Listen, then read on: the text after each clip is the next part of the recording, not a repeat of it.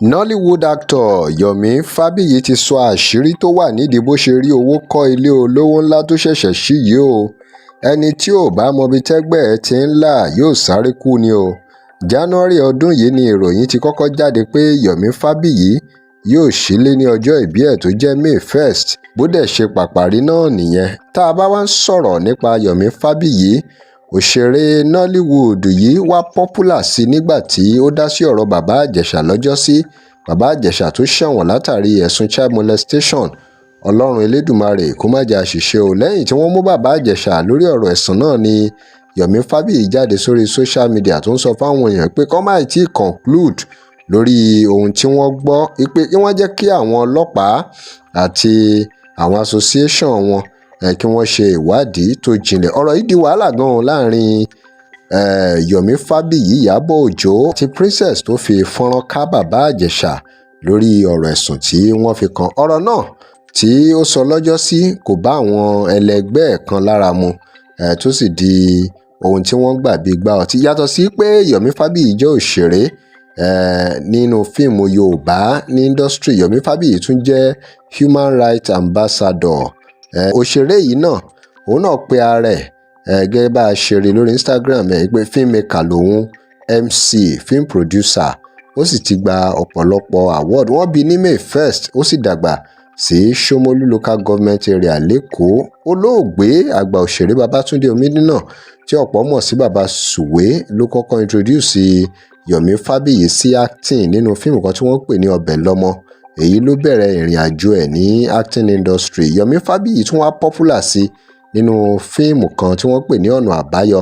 Látìgbà náà ló sì ti ń bá ọ̀pọ̀lọpọ̀ àwọn òṣèré ńláńlá tó kù ṣeré nínú industry tí wọ́n ṣe fíìmù ní English àti Yorùbá. Ó sì ti ṣe fíìmù tó tó 150 pẹ̀lú award oríṣiríṣi tó ti gbà.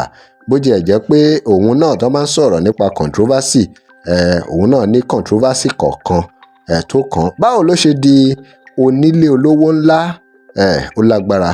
Báwo ló ṣe ṣe, ọ̀nà wo ló gbé gbà? Yomi Fabiyi ti sọ àṣírí tó wà nídìí ẹ̀ o. Ó ti sọ fún gbogbo òṣèré tó bá fẹ́ ṣe ohun tóun náà ṣe.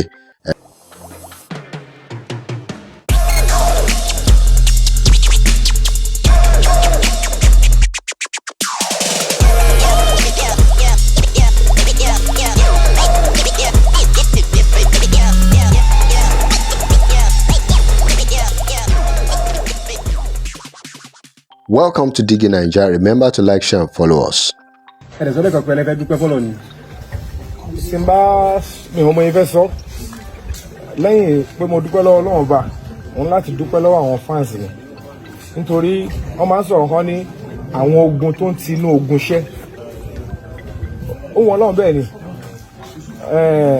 Olórin kan ní tí n bá jẹ́ ìyà téèyàn kan ò jẹ rí, èmi náà jèrè téèyàn kan ò jẹ rí.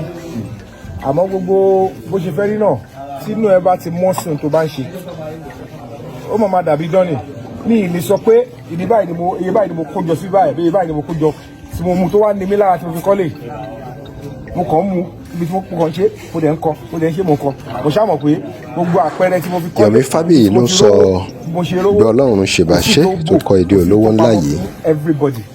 Nígbà táwọn fi hàn náà, ilé eléyìí ṣe orí kankan. Nítorí gbogbo ayé ń ṣe jọ táwọn rí ṣe ń yí ẹ̀rọ táwọn ṣó fíìmù yẹn private premiere ọpọlọ kan ni.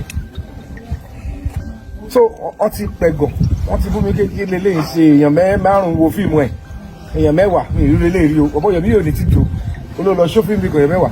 Èmi dẹ̀wọ́ tèmi ń bá yín táwọn ṣe owó Nàìjíríà, owó Amẹ́ríkà tá bá ṣẹ ni.